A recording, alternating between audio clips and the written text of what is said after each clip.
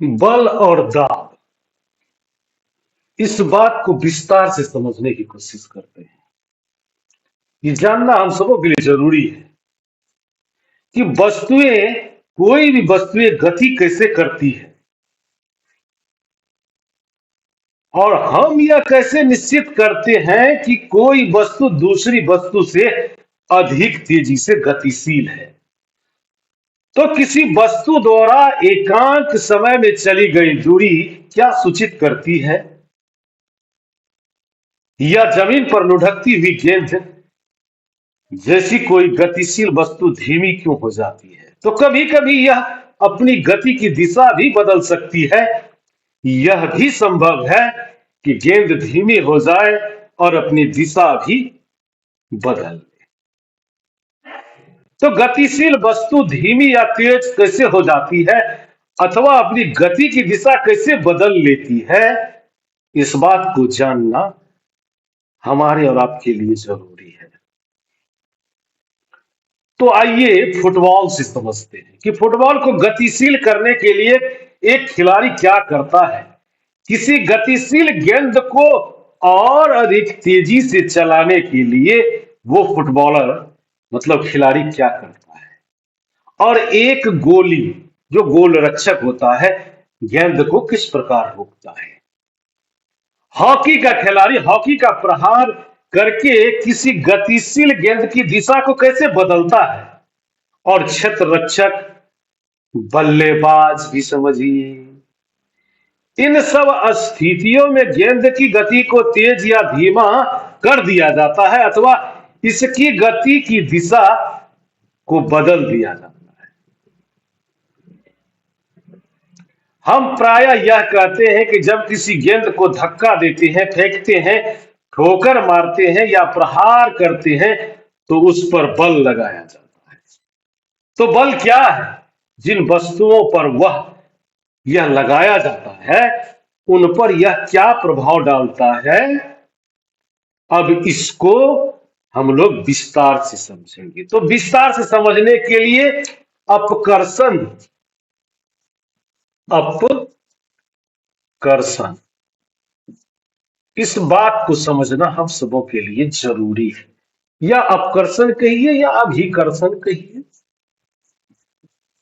अभिकर्षण, ये दोनों बात यहां लागू होती है, अपकर्षण या अभिकर्षण।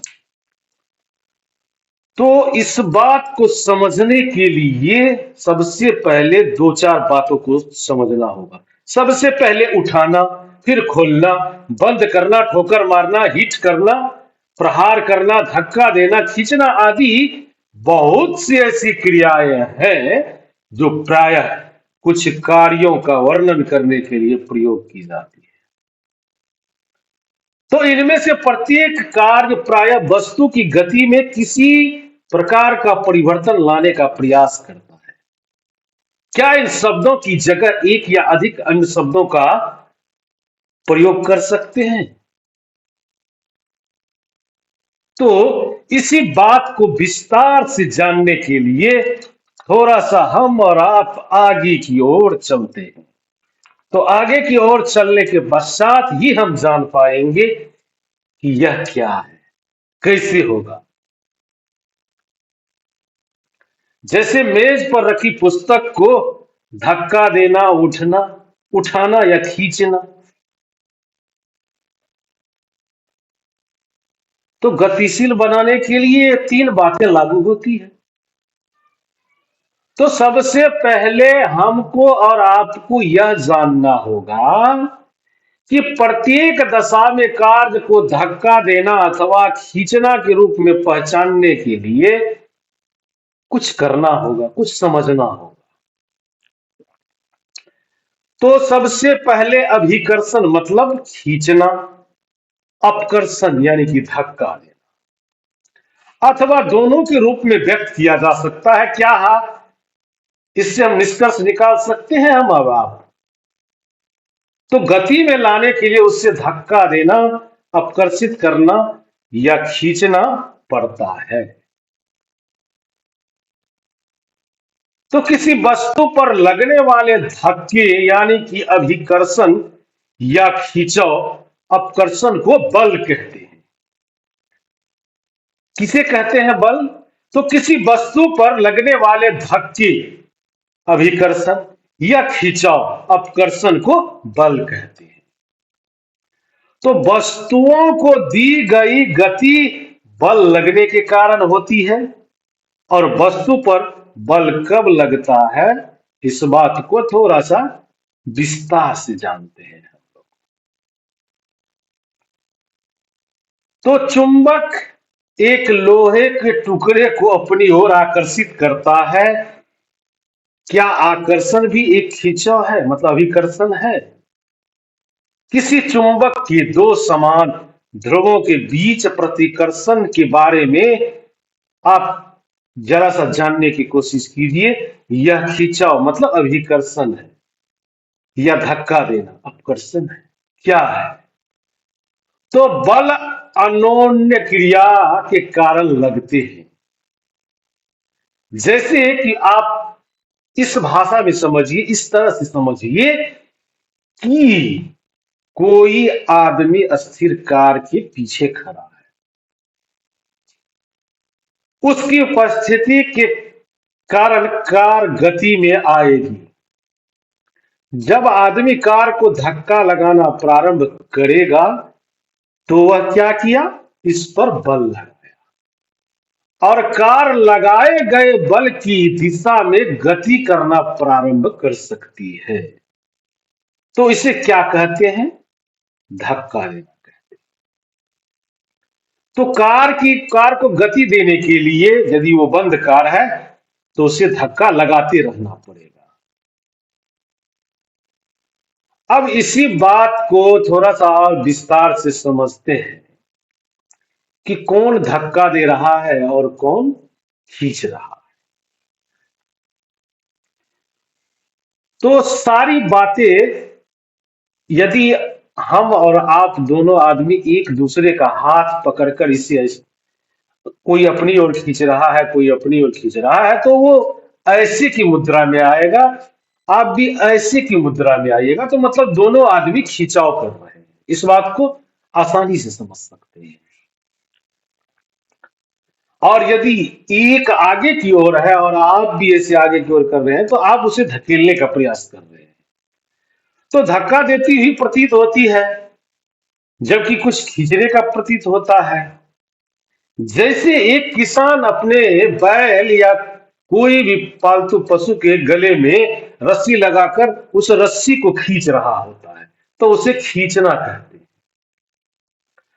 तो आदमी दोनों एक दूसरे को खींचते प्रतीत होते हैं। वो पशु अपनी ओर खींच रहा है और वो किसान अपनी ओर खींच रहा है। तो दोनों स्थितियों में एक दूसरे पर बल लगा रहा है। मतलब दोनों आदमी बल का प्रयोग कर रहा है। तो बल लगाने के लिए कम से कम दो वस्तुओं में अन्योन्य क्रिया होनी आवश्यक है। इस प्रकार दो वस्तुओं के बीच अन्योन्य क्रिया के कारण उनके बीच बल लगता है। अब इस बात को थोड़ा सा विस्तार से जानने की कोशिश करते हैं कि बलों की खोजबीन कैसे हुई, कैसे की जाएगी, कैसे इस बात को समझा जाएगा। तो कोई भारी वस्तु जैसे मेज लीजिए, जिसे आप जोर से धकेलने पर ही गति ला सकते हैं, तो इसे अकेले धकेलने का प्रयास कीजिए। यदि आप इसे खिसका पाते हैं, आप एक आदमी को और साथ कीजिए, आप उसी दिशा में उसे धकेल भी सकते हैं। अब इसको खिसकाना आसान है, इसको धकेलना भी आसान है यदि दो आदमी मिल गए तो। अब उसी वस्तु को फिर से धकेलिए, लेकिन अब उसको कहिए कि आप विपरीत दिशा में करो। दोनों आदमी का कार्य विपरीत दिशा में हो तो क्या वस्तु गतिमान होगी? यदि यह गति में आती है तो उसकी गति की दिशा को नोट कीजिए। दिमाग में आप अंदाजा लगाइए, तो अनुमान लगा सकते हैं कि आप में से कौन अधिक बल लगा रहा है।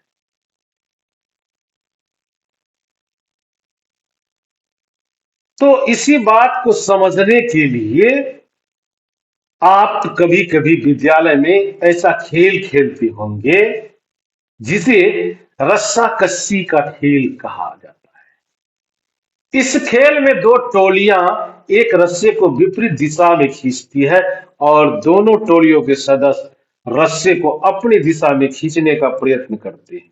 तो कभी कभी रस्सा बिल्कुल नहीं खिसकता है, और जब टोली अधिक जोर से खींचती है अर्थात अधिक बल लगाती है, तो अंत में वही खेल विजयी हो जाता है। तो किसी वस्तु पर एक ही दिशा में लगाए गए बल जुड़ जाते हैं और विपरीत, यदि किसी वस्तु पर दो बल विपरीत दिशा में कार्य करते हैं तो इस पर लगने वाला कुल बल दोनों बलों के अंतर के समान होता है।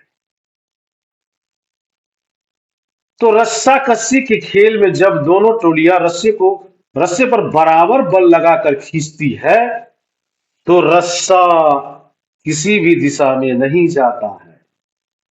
इस प्रकार हम और आप इस बात को जान पाते हैं कि बल की प्रबलता प्रायः इसके परिमाण से नापी जाती है, और बल के बारे में बताए समय में उस दिशा का उल्लेख करना भी आवश्यक है जिससे बल कार्य करता है।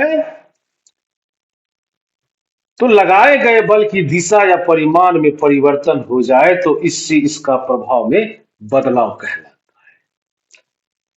तो ऐसे समझिए कि यदि किसी वस्तु पर विपरीत दिशा में लगने वाले बल बराबर हैं तो उस पर लगने वाला नेट बल शून्य हो जाएगा। अब इसी कड़ी में एक बात को और समझना जरूरी है कि किसी वस्तु पर एक से अधिक बल लगे हो सकते हैं, तो वस्तु पर इनका प्रभाव बल के कारण ही होता है। तो बल वस्तु की गति की अवस्था में परिवर्तन कर सकता है। तो जब किसी वस्तु पर बल लगता है तो क्या होता है, इस बात को समझने के लिए थोड़ा सा आगे निकलते हैं हम लोग। इसी प्रकार की स्थितियों पर विचार करते हैं। तो उदाहरण के लिए एक बात समझनी चाहिए, पेनल्टी किक।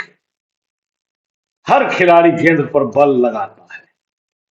किक लगने से पहले गेंद विराम अवस्था में होती है, अतः इसकी चाल शून्य थी और लगाए गए बल ने गेंद को गोल की ओर गति प्रदान की।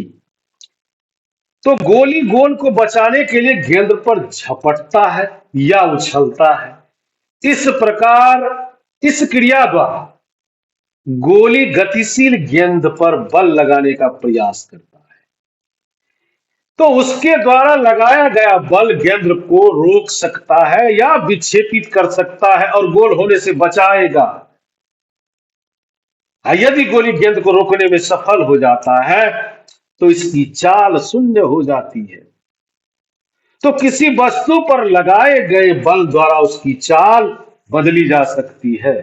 यदि लगाया गया बल गति की दिशा में है तो वस्तु की चाल बढ़ जाती है, और यदि बल वस्तु की गति के दिशा के विपरीत दिशा में लगाया जाए तो वस्तु की चाल कम हो जाएगी।